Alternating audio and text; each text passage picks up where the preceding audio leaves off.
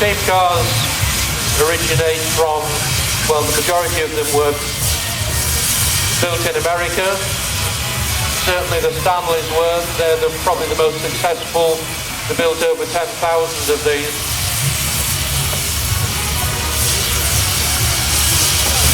Stanleys produced only 75 of this model between 1908 and 1909.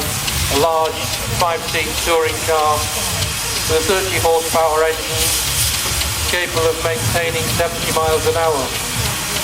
The brochure described them as the epitome of the coffin-nosed Stanleys, but only 2 of this model exist. The other one is in a collection in America. So it's about a mile to the gallon of water that it uses, and it uses it has a tank of, this one was first registered in Shropshire and was owned at some time by the Spencer family, who were blacksmiths in a place called Chipsall. And it belongs to students of the City and Guilds College Union of Imperial College London since 1934. The early cars had a very unusual engine layout with the flywheel between the cylinders.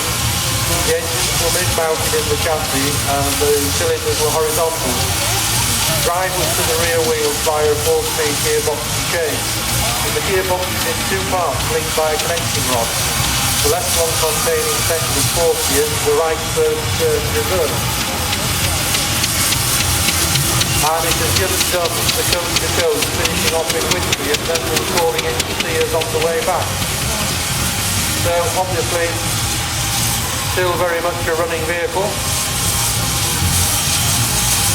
It's nice to see somebody enthusiastic enough to be looking after it.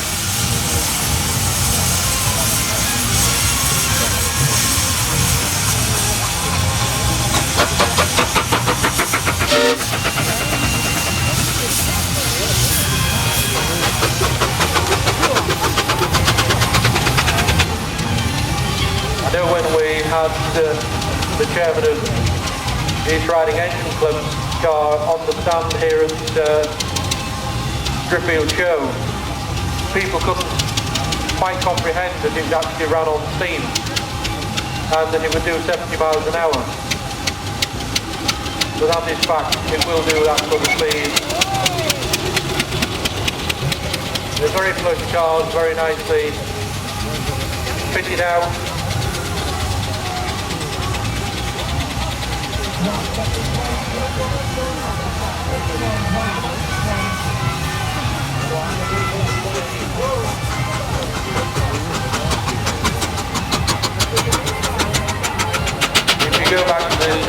20th century, nearly half of them able to travel up to 70 miles an hour in some cases.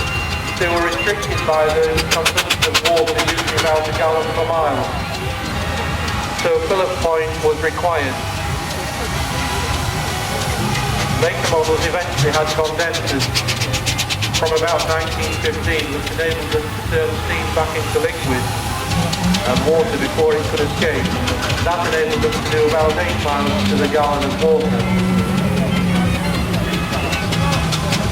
To fill up sometimes a lot of them you'll notice have a hose pipe which can be dropped into the water. They can pull up at the side of a river or a canal or a stream, or even just as a hose pipe and fill up.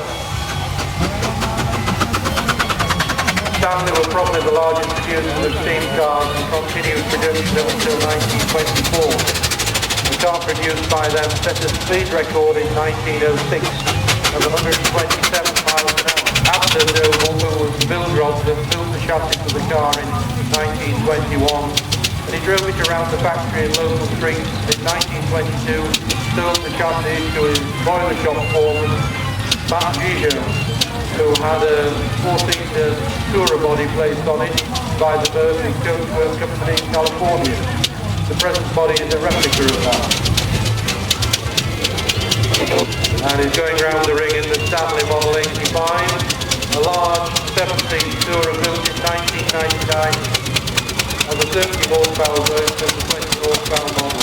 Don't go wandering off, ladies and gentlemen. We're going to have the 100-ton pull in a minute or two. When we can get all the engines coordinated. Thanks once again to the Steam Car Club. We'll see you no doubt tomorrow, and we'll see a number of you down in Driffield this evening.